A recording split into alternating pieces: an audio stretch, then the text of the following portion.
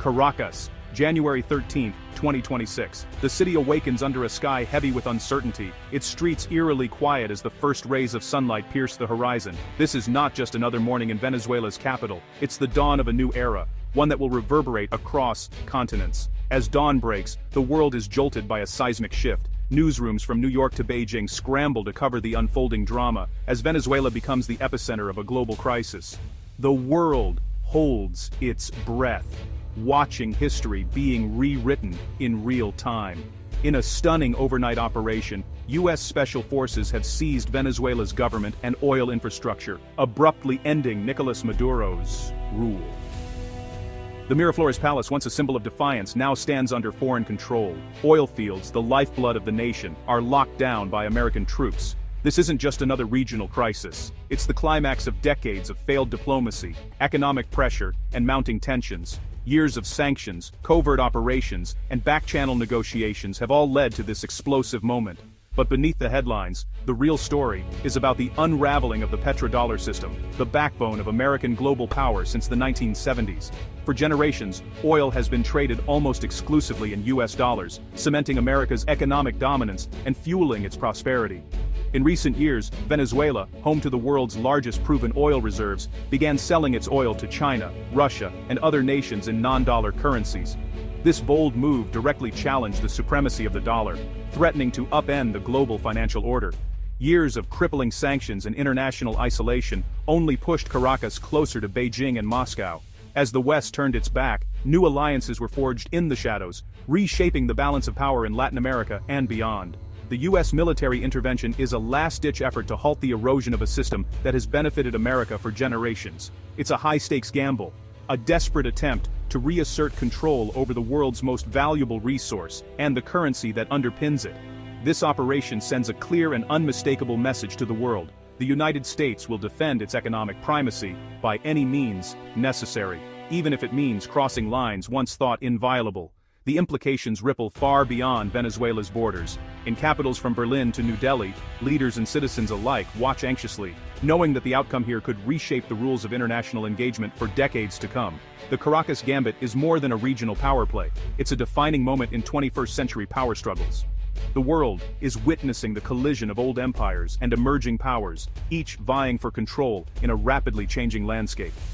This crisis forces us to confront uncomfortable questions about sovereignty, international law, and the future of global finance. What does it mean for a nation to control its own resources? Who gets to decide the rules of the global economy? The real battle isn't just over Venezuela's leadership, but over which currency, and which nation, will rule the world's markets. As currencies fluctuate and alliances shift, the stakes grow ever higher. The world stands at a crossroads, the stakes have never been higher, and the outcome of the Caracas Gambit will echo for generations to come.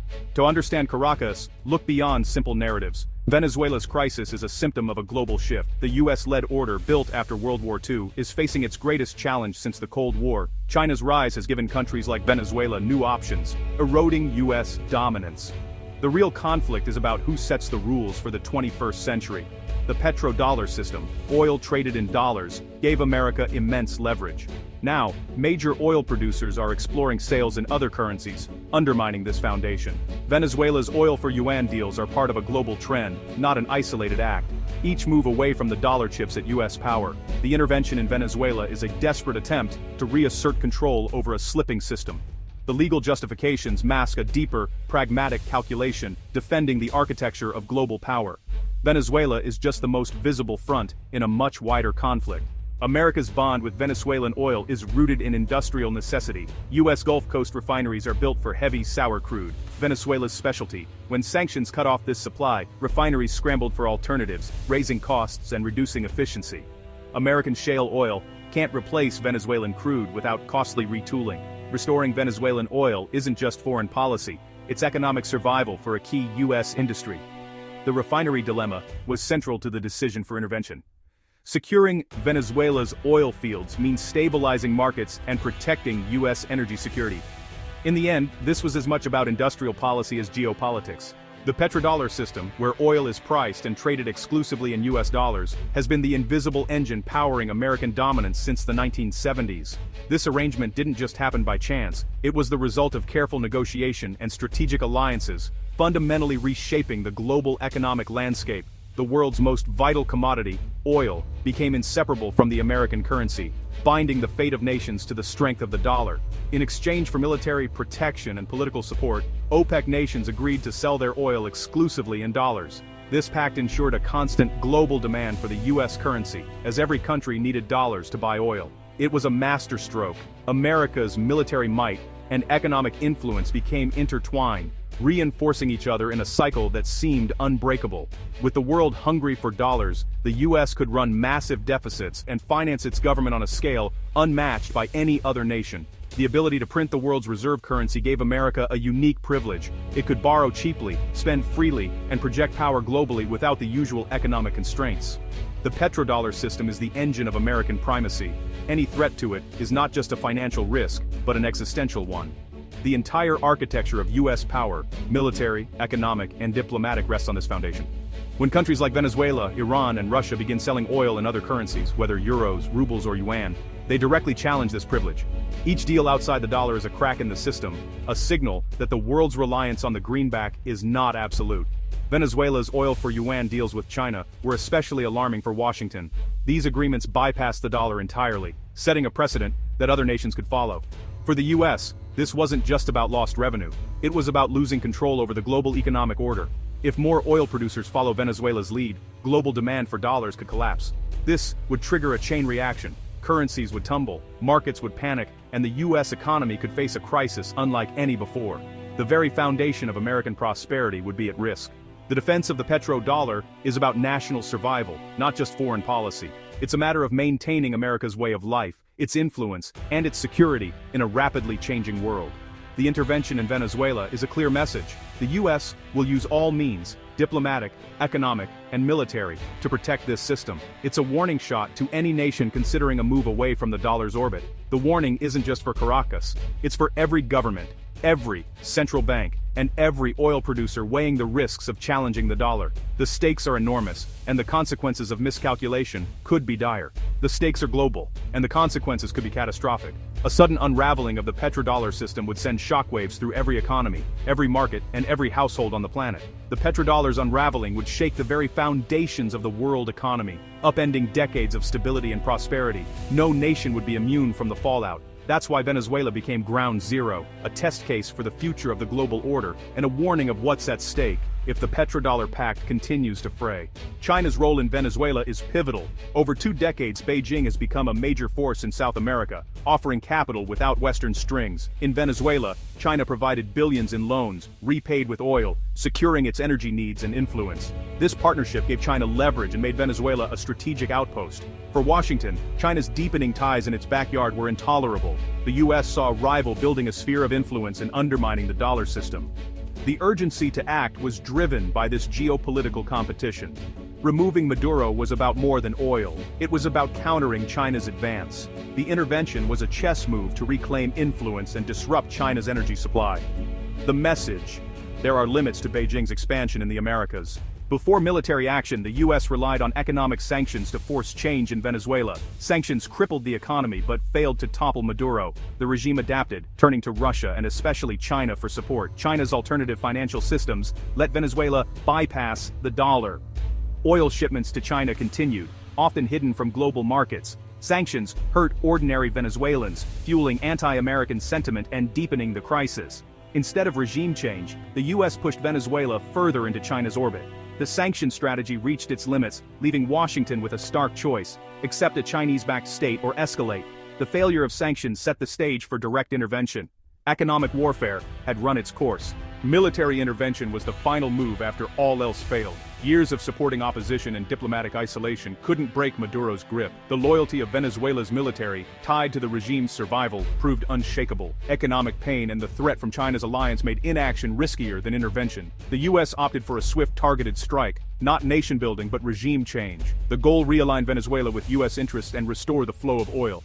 This was a turning point, not just for Venezuela, but for global power politics. The rules of the game had changed.